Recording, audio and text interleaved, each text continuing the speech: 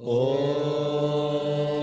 श्री सिद्धेश्वरीश्वर सद्गुरुभ्यो नमः। ओम श्री सिद्धेश्वरीश्वर सद्गुरुभ्यो नमः। ओम श्री सिद्धेश्वरीश्वर सद्गुरुभ्यो नमः। जब भी मैं स्कूल जीवन के संस्मरणों को याद करती हूँ तब मुझे शाह साहब की याद आ ही जाती है। शाह साहब मेरे सबसे प्रिय शिक्षक। बचपन से ही मुझे चित्रकला खूब अच्छी लगती थी। घर की दीवारें, पहने हुए कपड़े, लकड़ी के दरवाजे वगैरह सब ही मेरी चित्रकारी से भरे हुए। शाह साहब हमें चित्रकारी सिखाते थे और इसलिए मुझे बहुत अच्छे लगते थे। मनपसंद कार्य सिखाने वाला व्यक्ति अत्यंत प्रिय हो जाए, इसमें आश्चर्य की क्या बात। मनपसंद कार्य सिखाने वाला व्यक्ति अत्यंत प्रिय हो जाए, इसमें आश्चर्य की क्या बात। शाह साहब की विशेषता यह थी, उल्टी सीधी लाइनें खींचकर उनमें सुंदर चित्र उकेरना। मैं विस्मय के साथ उनकी ये चेष्टा देखती रहती थी कि कैसे उल्टी सीधी रेखाओं से एक सुंदर चित्र प्रकट होता है। बाद में जाकर मुझे ये ख्याल आया कि वे उल्टी सीधी लकीरें नहीं थी, वास्तव में तो वे सुंदर रेखाएं ही अंकित हो रही थी, पर दृष्टि न होने के कारण वे सुंदर रेखाएं मुझे उल्टी सीधी लकीरें लगती थी।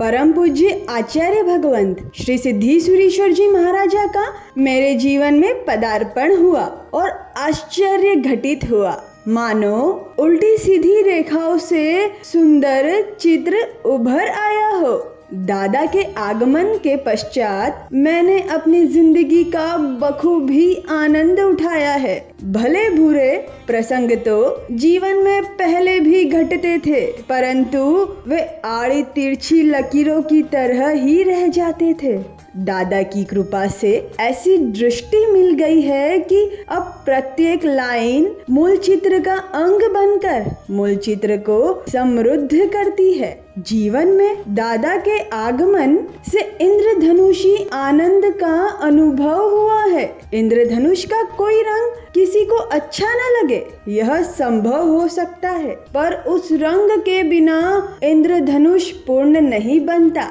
यह एक सत्य हकीकत है। दादा ने सुख और दुख हजम करना सिखाया है। दादा ने जिंदगी जीना सिखाया है। बात कुछ वर्ष पहले की है। मेरी मम्मी बीमार थी और उन्हें जीवराज हॉस्पिटल में एडमिट किया गया था। मम्मी को टिफिन देने के लिए मैं एक्टिवा पर जा रही थी। रास्ते में एक छोटी बच्ची को बचाने के चक्कर में मैं गिर पड़ी और मेरा सिर डिवाइडर के साथ टकराया। जैसे दुख के अवसर पर सामान्य व्यक्ति के मुख से सहज में ही माँ शब्द निकल पड़ता है, वैसे ही दुखद परिस्थिति में मेरे मुख से दादा का नाम सहज रूप से निकल जाता है। दादा का नाम लेकर मैं रोड पर गिर पड़ी। वहाँ एकत्रित लोगों ने मुझे जिस हॉस्पिटल में दाखिल किया उसका नाम था जीवराज हॉस्पिटल। दादा ने मुझे मम्मी के साथ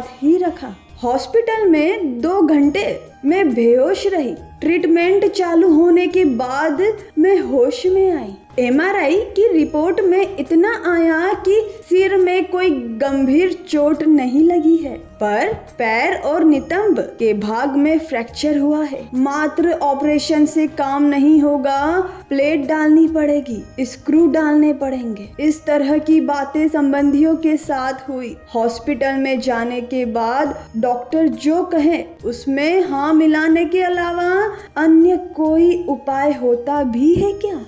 हॉस्पिटल के बेड पर सोते सोते मैंने दिन भर दादा के नाम का जाप किया। आधी रात को स्वप्न में दादा का आगमन हुआ और दादा ने बताया, ना तो डरने की जरूरत है और ना ही कुछ करने की जरूरत है। मैं बैठा हूँ, तू चिंता मत कर। दादा के इस साक्षात्कार से मैं आनंद विभोर बन गई।